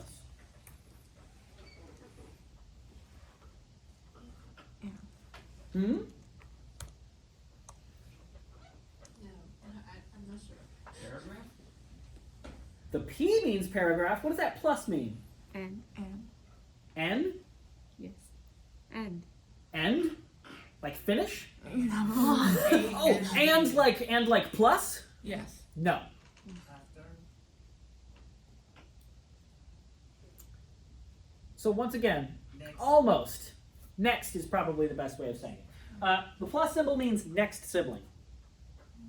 So whereas this symbol means an H1, that is a child of the header, this means a P that is the next sibling of the H1. So the next sibling. So not and, like plus, like math. Plus like the next thing. If we were to put a space right here and a tilde right here, what does that space mean? any descendant, right? Any descendant anywhere inside of. What does that tilde mean? Any sibling after. Okay, so the plus means the next sibling after, and the tilde means any sibling after. So this means a P anywhere after an H1. However, we're writing Emmet right now, and that means that we want to use these close symbols right here. And when we're at the end of this line, and we hit tab, it should expand into HTML. So, at that point, we can say, super neat site. And if we tab, it should go to the next typable area. We should say, no really, is good. Good site. Don't type that all out. What's wrong? type your own memes. Don't copy mine. And if I save, it should upload. And if I refresh, I should have some HTML on the page. If you all refresh right now, you will also see mine, and you will also see the comment that I made in my code, so that you will be able to see the Emmet that I typed. You guys, sometimes I will type out Emmet strings, and it is not worth your time to try to memorize them or type them out perfectly. I have typed them out 147 times. That's why I know what they are. For you guys, it might be easier to just refresh my page after I've done it and just copy that Emmet string out to get whatever it was. Okay? However, typing is fun. I encourage you to try to type and to follow along, which is very a fun thing to do. Any questions right now?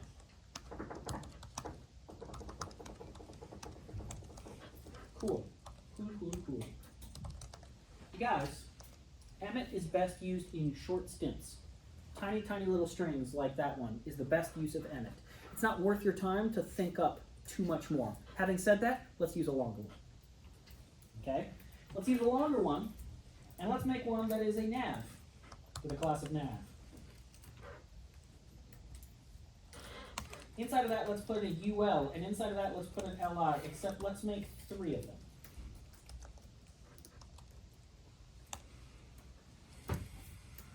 Inside of each of those LIs, let's put an anchor. Let's give each of those anchors an href of hashtag article $.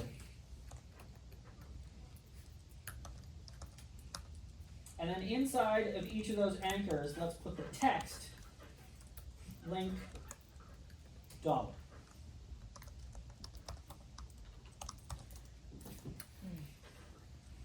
Now, by the way, I did just get done saying this, but let me say it one more time. I will be saving in half a second, and then my code will be available to you from my website. So, just hold off for a second. Now, you'll notice that my cursor is not at the end of the line. Make sure your cursor is at the end of the line before you try to expand. You should get something like this. Yes? I have a question about links. Why is it always a pound? And Well, that's because I'm about to use a deep link, which is going to link into the ID of some element somewhere on the page. Okay. It's All not right, I always a forgot pound. about that. But when we do that, it's usually a deep link somewhere. Okay. Yep. I'm going to change something right now because I want to.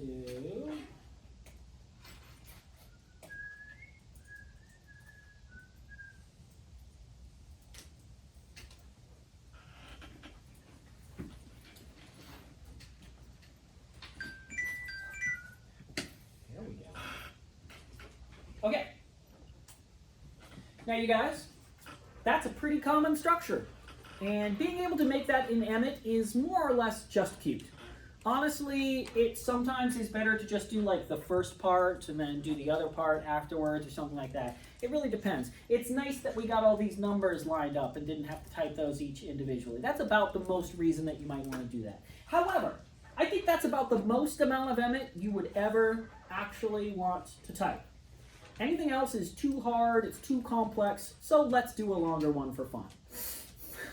Okay? Let's do one more long one just for fun.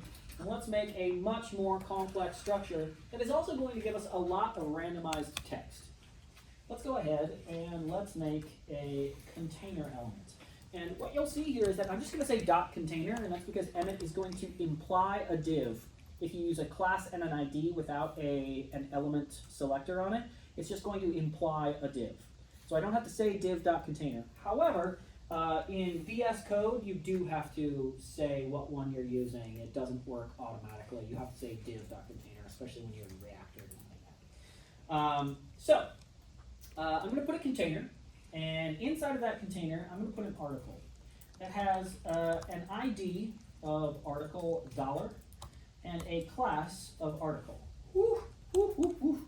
That seems redundant, but it's actually a really good idea. Much like giving that nav a class of nav, we're going to give this article a class of article, but also a unique identifier in the form of an ID. And so, what we're then going to do is inside of each one of these articles, of which we're going to make 3, inside of each one of these, we are going to go ahead and put a grouping of an H2 that inside of it says article $. And then next to that, we are going to go ahead and put a div.article body. You might be thinking to yourself, Hamilton, you just said we don't have to put the div. I say, student, I know, I'm teaching you, I'm showing you options. Yes, some of you have heard these exact lines before. I don't have new lines. Here we go. Article body. Inside of here, we're going to go ahead and we're going to make a paragraph times 6 greater than lorem 50.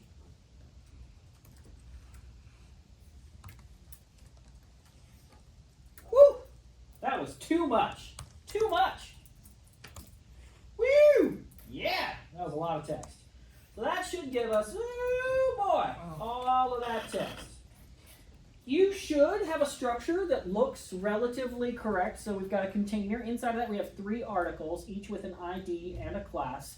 Inside of each article, we have a heading 2 that has some text inside of it. And next to that, we have an article body. And inside each article body, we have 6 paragraphs with 50 lorem words each. And if we save and we refresh, we got our page. And again, you guys, if yours didn't work right, I just saved mine and uploaded it. So if you refresh my page and look at the source, you'll be able to see the comment where I put my code inside of the comment. You guys, Emmet is good. Emmet good. Emmet is good for like 0.5% of your project. Right at the beginning.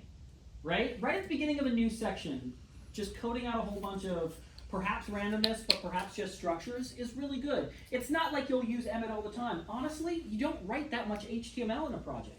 HTML is something that you write and you're done with, and then you move on to the next thing. Most of your time is spent fiddling with CSS, maybe a little JavaScript. Oh, yes. CSS is the thing that you're going to spend most of your time with. So the fact of the matter is that Emmet is something that is really good for a couple of core common structures, and then other than that, it's just for little things. Like if you need to throw in a list, doing a UL li times 3 is really easy to do.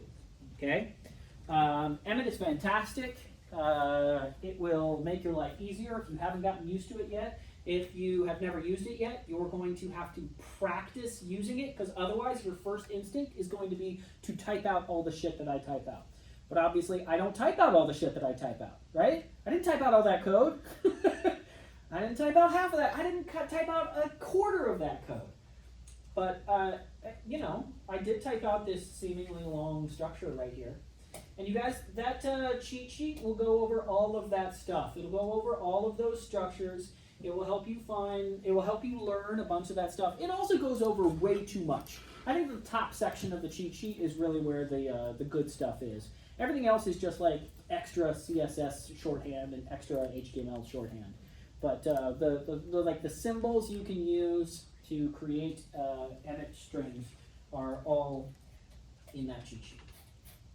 Questions? Yes. The dollar means like how many Like you're gonna count a certain amount of numbers.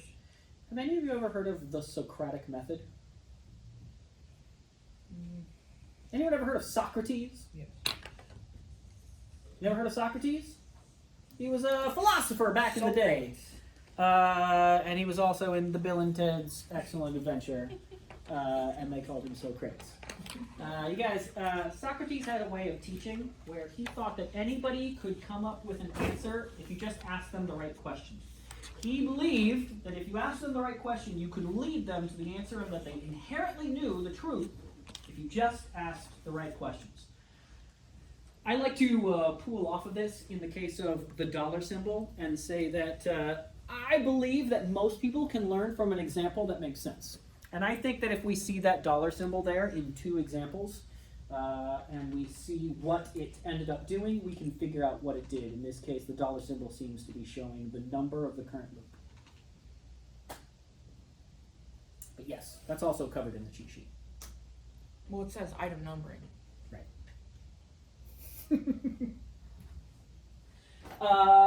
Okay, cool. Any questions? Any thoughts? Ponderances about life? Do we get a break?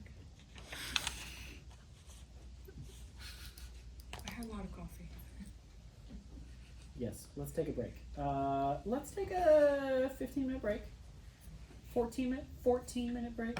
And then when we come back, we will continue on and do more. If you need to remind yourself how to do some of that stuff, I did write up tutorials on package control. If you need to remind yourself about how to use package control or install emmet or install SFTP or any of that kind of stuff, I do have a tutorial on that all written out for you if you need to redo those steps or want to redo those steps again. And if you've never been to tutsos.com, it is a website that is currently in process. I am making it to teach extra things that I think students might be interested in learning. Some of them are finished, some of them are not. Good luck. It's the Wild West in there. Do you guys know this term, the Wild West? No. Do you know the term, the Wild West? It's what we used to call like cowboys in like the desert back in the early days of America. Called it the Wild West. So people would shoot each other. It was wild, and it was in the west of our country. Every once in a while, I use terms, and I realize half the students don't know what I'm talking about, but they're too scared to ask me about it. What is this Wild West? Okay. Does anyone have any questions for me right now about SFTP, emmet, or emmet? No? Cool. Excellent.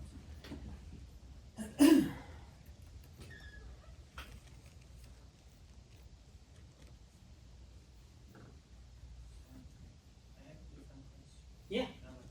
So can we use a tool other than what you are using? You may 100% use whatever tool you want as long as you're able to efficiently upload your files No, through... I'm not talking about writing codes. I'm talking about a framework or library. No, absolutely not. No libraries? No.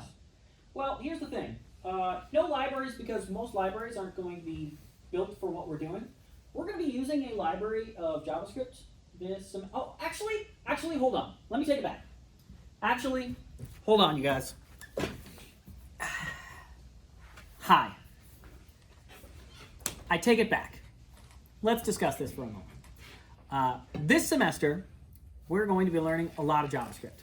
A lot of JavaScript. Get used to it. If you don't remember JavaScript, go remember it. Okay? Do you remember your 601 class? The inside programming or whatever it might have been called then? Do you remember that class? Do you remember it? Do you remember it though? But do you remember it? Do you remember the midterm for that class? Paper what? Yours was in, did you do it online? Is Zoom? No, but Michael? That was the Easy. final. Wasn't it a game, right? It For the was a game. midterm. Yeah. It was rock, paper, scissors. Yep. Yeah. Do you guys remember how to make that? Random. Do you think you could make it better today than you made it then? Hell no. No. Do you think you could make it better today than you made it then? Maybe? I would encourage you to try that over the next couple weeks.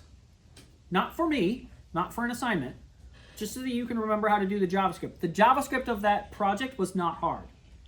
That was very small amount of JavaScript. The hard part about that was design, right? See if you can remake it from scratch without looking at your code. Without looking at how you did it, see if you can do it again. And if you can't, go look it up and remake it again. Okay? See if you've learned anything since then that would make it better.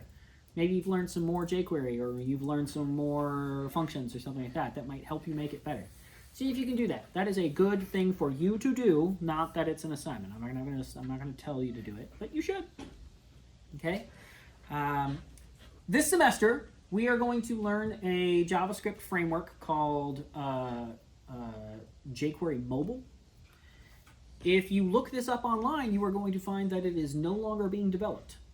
That doesn't mean it's not good. It just means that it's not getting cool new features all the time. It's basically done. What that means, though, is that it hasn't been developed in a while, and we are actually going to use it for only one single purpose, and that's for routing. And what that means is that we're going to be using a very specific framework. And generally speaking, we're going to be using this framework in such a way that it's actually going to be, going to make using any other sort of framework very difficult. Okay? But I will say this. Many of my students are interested in pushing themselves beyond what I am willing to teach them or able to teach them. I have had a number of students who have gone through this class and wanted to learn other kinds of JavaScript frameworks. For instance, can anyone tell me another JavaScript framework? Node.js is a language that is a back-end language. It's more like a server language. It is something for the command line and for server usage, but I would actually not call that a framework for front-end development. Anyone know a front-end development framework? SAS is a, I'm going to need you to stop guessing. Because right now you're guessing. SAS is not a front-end framework. It is a preprocessor for CSS, but I would not call it a front-end framework for development. Anyone else want to? I mean, it's don't guess. Anyone know one? I'm going to not call jQuery is a library. I wouldn't call it a framework. Anyone else?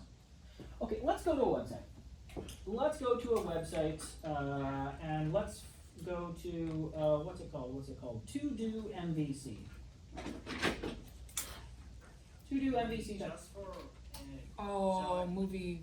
Okay. for So- MVC or for JavaScript. So let's go to todomvc.com. Flask is a- Hold on. Let's go to todomvc.com because what this is a website all about two things. A very common test that was required of engineers when they were getting hired onto companies, and also front-end frameworks. Okay? And what we have here is, forget about the word MVC. They designed that they bought this domain name a long time ago. And focus on to do and this list right here. This list right here shows a whole bunch of JavaScript libraries that can be used to design the exact same thing, or JavaScript frameworks that can be used to design something, or other shit that can be used to design something. And generally speaking, all of these, the point of them is the same thing. And that same thing is this to-do list. And does anyone know what the Rosetta Stone is? Programming language. No. What is the Rosetta Stone? That was Yes. It was a stone that they found in Samaria with the cuneiform language on it, or was it? How many languages were on it? 3. 3 is correct. Yeah. There were 3 languages, one of them with Latin, and 2 of them that we didn't know what they were before. We didn't know how to translate them before. And what the Rosetta Stone was a paragraph 3 times in 3 different languages. And it allowed us to help and start translating these other 2 languages that we weren't able to translate before. And that's what this is. This website is the Rosetta Stone of, if you know this language and you know how this works in this language, we're going to show you how to do this app in that language. And then if you know how to do it in that language, maybe we can show you how to do it in another language, and you can kind of see the way that you might do it in that other language as well. And so that's basically what this is. There's a whole bunch of these front-end frameworks, and they've basically gone through them all, and you can see all the code, you can see all the examples, and they're all trying to do the exact same thing. So they pulled out the CSS, and they're all doing the exact same CSS. And they've pulled out the concept of data, and they're all doing the exact same thing. And then they're just all doing it in their own language or their own framework. And there's lots of them. There's tons of them in here. Some of the more common ones that you might hear about these days are React. You should know that term. Some of the other common ones are Vue.js. You should probably know about that one. If we are looking at something like Angular, you should probably know about Angular or AngularJS. You should probably know about, you don't need to know about Clojure or anything like that. Dart itself is a language, Huh? right? Dart is a language. Dart is a language, that's right, but it compiles to JavaScript. Yep. That's why these ones are different sets. Like these ones are just JavaScript libraries that are opinionated frameworks, whereas these are other languages that compile to JavaScript. And then these are all kinds of other things that people have made and are trying out and all kinds of fun things. So you should probably know about React, Angular, and Vue.js if you want to go out and find a job. Some students like to ask me, well, Hamilton, which framework should I learn? Should I learn Angular? Should I learn React? And the answer is, where do you want to work? What are they using? That's what you should learn. Okay? If you want to work at Facebook, they make React, so go learn React. If you want to work at Sony, I think they use Backbone, so go learn that. Or at least they did back when I was working, or when I was trying to work with them. So there are a lot of things on here, and no one is right necessarily. It's more about where do you want to work and what do you want to learn, because generally they all work very similarly these days. So when you learn one, you're learning the concepts of a lot of the other ones as well. They just happen to all be written by different people. Angular is built by Google these days. React was built by Facebook. I think Vue was made by people who started Angular and then went off and made their own thing. So there's a lot of these available, and what you should know is that there's lots of them. And if you already have had it in your mind to try one of these, I will allow you to make the app that we make this semester out of some other language. However, your design has to still be your own. You are not allowed to use a CSS framework. And the reason for that is because, honestly, I want you to learn to do some of the design that you have to do. There's a lot of stuff on here where I'm still not certain where all of you are going to end up after this school. And I have so many back-end friends who say, oh, CSS is too hard. No, it's fucking not. You just haven't put in the work. Like, they put in so much work in other things, and then that's just too hard, so they don't do it. Well, that's not going to be you guys. And on the other hand, some of you guys are never going to code again. That's fine, but you still have to learn the code, okay? So in this class, we're still making everything from scratch. We're still doing everything ourselves in terms of design, but we are using a framework. And if you want to learn another framework, you are allowed to, but not use a design framework, okay? So no CSS frameworks or anything like that. There are a number of reasons for that, mainly because I want you to do it from scratch. I think you'll learn more. I think you'll be better in the future, even if you never do it again. So here's the thing. If you decide to do your own framework, what you should know is that I will not necessarily be guiding you, although I will certainly try to help you whenever I can. However, I'm going to be guiding the class through jQuery Mobile, and they're very little jQuery Mobile. You will find that a lot of the things that we learn here in class will still sort of relate to any of the other common frameworks, but we're just going to be doing them slightly differently, maybe different folder structures than other ones use, okay? You are encouraged to try your own. However, in a lot of ways, you'll be on your own. You do still have to hit all of the same benchmarks that we hit during class. And you are encouraged to still follow along during the day. If you're checked out during the day, there might be something useful that you'll miss that would have still been good for you to learn. So you're still required to show up during the day and do the work that everybody else is doing. So you just want to approach, like, reach that goals. It doesn't matter with using which framework. If you want to use another framework, you may use another framework, especially if you already know one.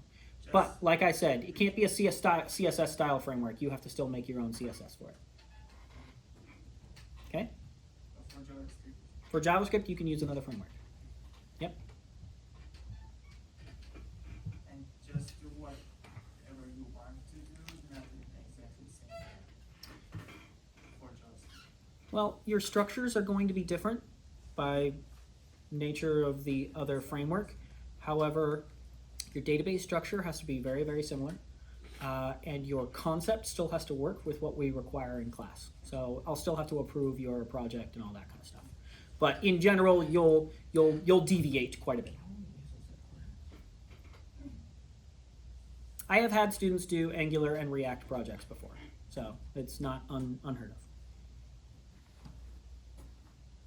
Any other questions?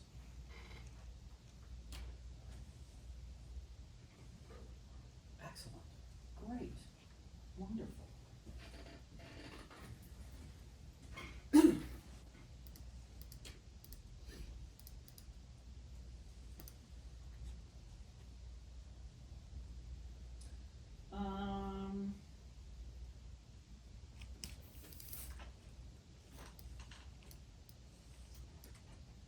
Hold on.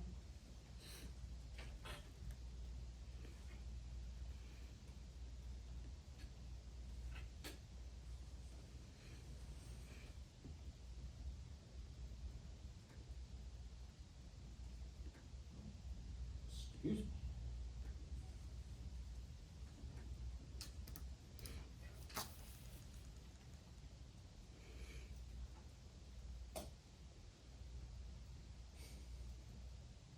Did I really get through all that stuff that early? Smaller class size. This is a smaller class size. We didn't really have any. Here's the thing, you guys.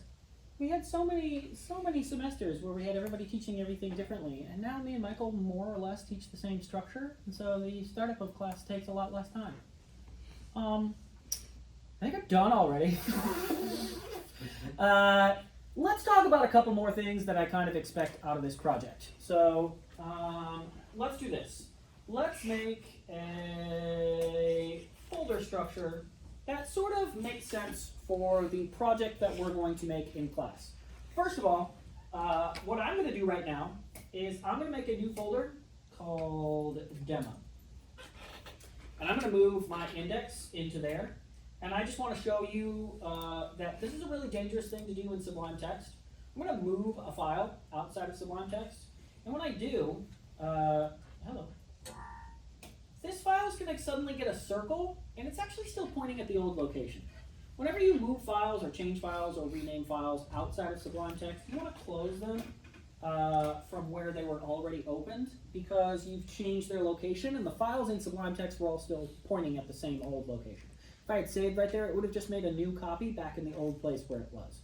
So be careful when you're working with Sublime Text and you're dealing with files in that way. Right now, what I'm going to do, so I've now got a demo folder. And actually, you guys, this has not changed the way my server is. In fact, right now, if you refresh my page on my server, it's actually exactly the same as it was. That index file is still there. What I'm going to do now is I'm going to right-click my Module 1 folder, and I'm going to SFTP sync local to remote. This is a dangerous thing. I don't think you should ever do this. There's very few times when you would want to do this, unless you're working with like 3 different computers, where periodically you're working on this computer, and then this computer, and then this computer, and when you get to the new computer, you might want to sync down so that it gets all the updated files from wherever you were working on it from somewhere else. I'm going to sync up right now because I just changed things here locally, and I need to make sure that they get changed on the server as well. And I want to change all of the changes. So I moved a file, which means that there's no file here, there is a file there, there's a new folder, it needs to make all those changes. I'm going to sync local to remote. It's going to tell me what it thinks it needs me to do all of these things right here, I'm going to tell it yes, and then it's going to do all of them. And now, if you're still on this page, there should be just a demo folder inside of there. That has the file of where it was, okay? When you're dealing with Sublime Text, it's important to always be working with a project, not a file. Open up a whole project and then work on the project instead of each individual file as an individual. And also understand that if you make changes on the outside, close those files first. In fact, when we get back every single week, I'll tell you to close all your old files, make a new folder, and then open up the new files from the new folder, just to make sure that you're not in the wrong place every single time. I'm going to make a demo folder. You guys should understand the difference between your code and my code. My code will always be in a folder called demo. That's where all of my code will go from now on, okay? When you guys are working on your code, just put it in the main folder, okay? Module 1, Module 2, Module 3, that folder should have your index and then whatever other folder structure you need inside of there, but also a demo folder. That is where my code will be. Okay, when you guys are working on code or your code that you made during class, like if you want to follow along with the lesson or something like that, you can make that code inside of the demo folder. You can even download the demo folder every single time or download the files every single time and keep up to date with that as you're going along. And in that case, then you will know that all the code that I typed or you typed during class is in the demo folder, and it'll keep separate from your code that you're working on during class. Okay. In our midterm, you're going to turn in 7 folders.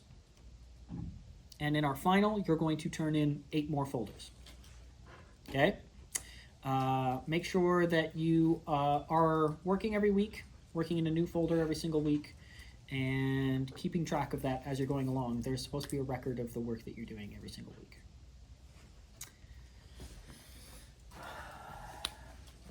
Inside of here, it's probably a good idea to just get used to some of the folders that you should probably have. For instance, you should probably have a JavaScript folder. You should probably have a CSS folder. You should probably have a library folder. And you should probably have an image folder. These are some of the things that you should probably just have inside of there, ready to go, ready to put stuff inside of, not confused about where you're going to put things in the future. You should have things separated into their proper space. And as long as the main folder has an index.html, then when somebody goes to your thing, you don't need to say, in my case, demo/index.html. Just say demo, and then you get to that folder and you open that file. Okay? Set yourself up now for success. Do things right in the beginning. Now, it's worth mentioning that I have a folder structure that I tell you guys to use that is not bad. But depending on your company size or project size, probably isn't the folder structure you're going to get for a company. Generally speaking, when you go to a company and you start working with them, they're going to tell you how to do things. They're going to tell you what text editor they would prefer you to use. They're going to tell you the file structure and file naming that they want to use. Do they want you to use spaces or underscores or anything like that in your file types? They'll tell you. They'll tell you what folder structure to use. It'll probably already be done. You'll be put into a project that already has all that stuff ready to go. They'll tell you how many spaces to use for tabs and whether to use tabs or spaces. Okay? So that kind of stuff is something that I could tell you what to do now, and it wouldn't be right because some other company will tell you what to do when you get to that company. So there's a couple of things that are worth worrying about. Mainly that you don't use spaces in any of your file names that are going on the internet. Stop doing that. Other than that, don't worry too much about anything being right or wrong. Just try to use a structure, right? Try to be smart enough and look ahead enough that you can use a structure, even if it's not the one that you might be using in the future, or might be told to do something different. Anybody have any questions about that?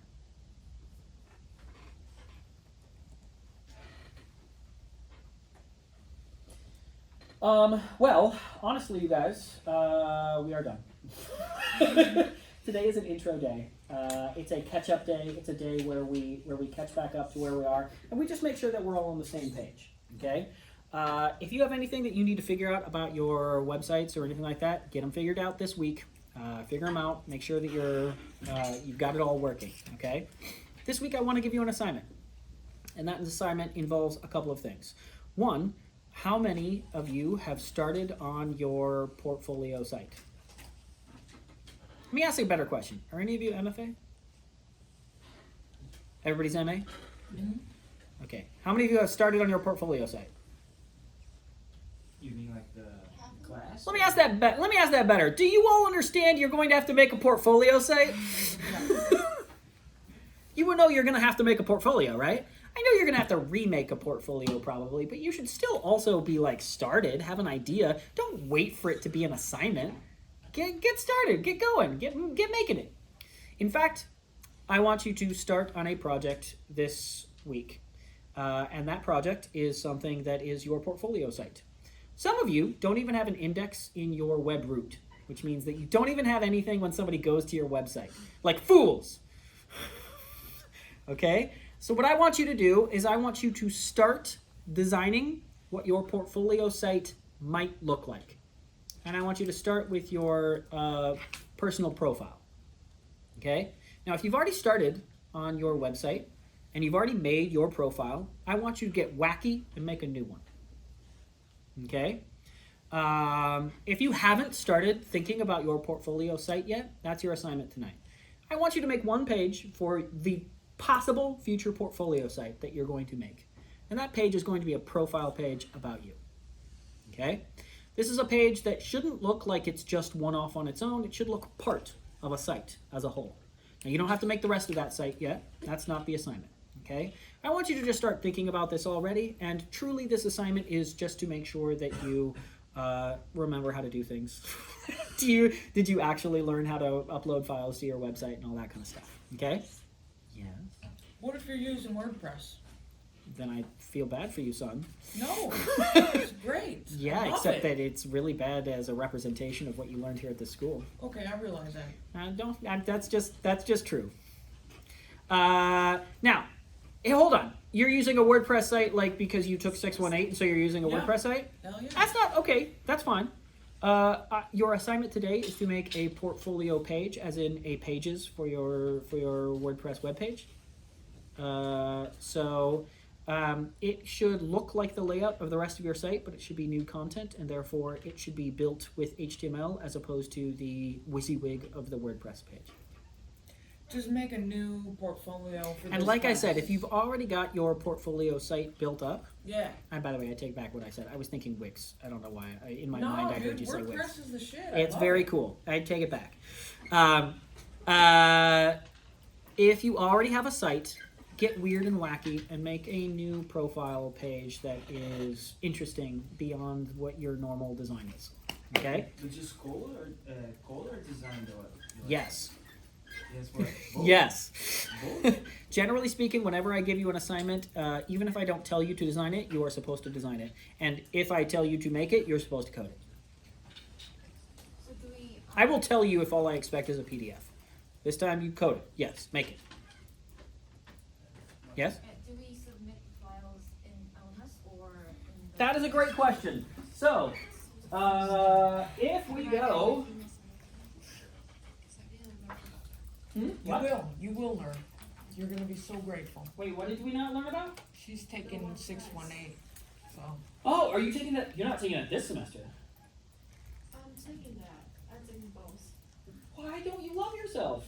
It's not a bad idea. It's a bad idea. I mean, it's a lot, but still. You're gonna do the same thing, right? The tables. Should I change it to?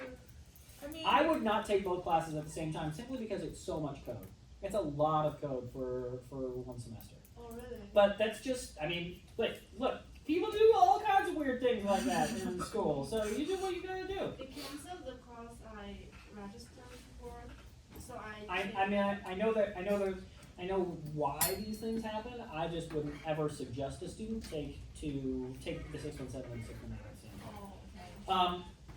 There's also the idea that we're learning slightly different techniques to a very similar outcome, which is a database-driven application. But I just wouldn't have suggested it if I were your advisor. Okay. Okay, hey guys, when you go into the school website, you can see that there are a number of tools available to you. In fact, there is attendance, which you can't necessarily see, but I can. Let's do attendance. And raise your hand if you're here. Iju, not here. Ellie, m01. Is that how you pronounce it? How do you pronounce it? Okay. Bora? Yeah. Jihi? Jing? You should? Zihan? Tom? Eduardo? Here. Lu? Here. Chenlan? Chi? Okay. Did I miss anybody? Wow. Okay, so in this class, when you go to the course and you go to the online assignments and discussions, you should see that there's a thing that says Module 1 Introduction already there. And you should see this great big thing that you can probably hide and not see anymore. On here, you will see that there's a thing that says, hey, I want you to post a post here in the discussion for this class. You're going to post once a week. Even if I forget to tell you, you're still going to post once a week. Okay? Sometimes, especially later on in the later half of the class, you'll just be posting a link to your progress work. Okay? You'll just keep me up to date with a link and make sure that I have it every single week, even if it's the exact same concept every single week. Okay?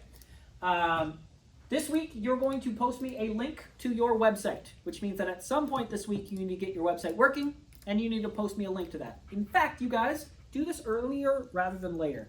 The way the classes are set up right now, they're all linked together, which means that they all have the same starting and ending time for the whole week. And that means that you guys will have a class that ends, I believe, on Saturday night, but so will the class from Thursday. So you can post your link before you're done with your work. Just always make sure that once you know what your link is going to be and you've got it figured out, you post it earlier rather than later, just so that it's up to date and clear. If there's any other file that needs to be uploaded, we'll figure that out when it happens. But other than that, make sure that you have your link posted and ready to go, even if the code is not done on that link. Okay? That way you can keep working on it and you can be ready to go. Okay? You can see that I'm telling you to make all your folders, and you can see that I'm saying create a page for your upcoming portfolio. It should be a profile page for your portfolio. I want you to, this is an assignment for two reasons. One, I think all of you are really bad at getting ahead of your portfolios, so I want you to get ahead of your portfolio, okay? Start thinking about it right now rather than putting it off till a class actually requires it.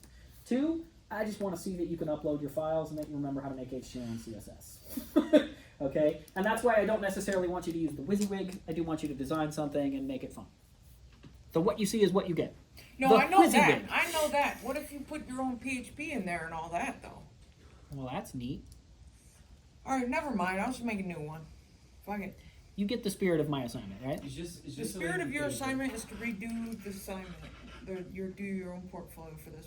The spirit of this assignment is your website working? Do you know how to upload files to it? Do you remember HTML and CSS? That's the spirit of the assignment. Whatever proves to me that, cool. Yes, what? So it's just a landing page? A profile page for a portfolio. So if you want to make a landing page also, this is the profile page of your portfolio. Okay. Okay?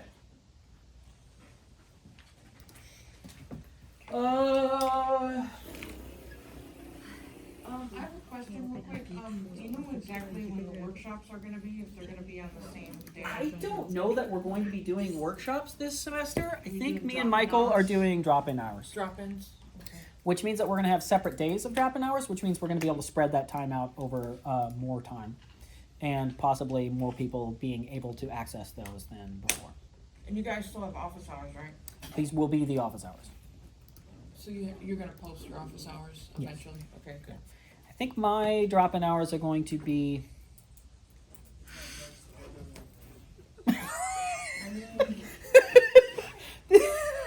I think my drop-in hours are going to be on Wednesday, probably sometime at like 2 to 4.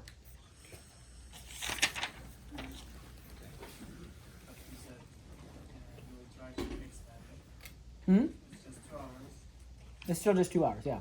You said you are No, I'm saying that because me and Michael don't have the same amount of time, then like last semester we just had one workshop. for 2 hours. Now we have 2 different office hours. So there's more time between the two of us. What? Or your own class, but you are teaching different classes. Well, we're both teaching 608. Yeah, in this case, you're teaching 6. Listen, man, we're just trying to make this work. I am going to do my office hours between the classes. So it is going to be, between 2 and 4. So hopefully there will be time to get in there.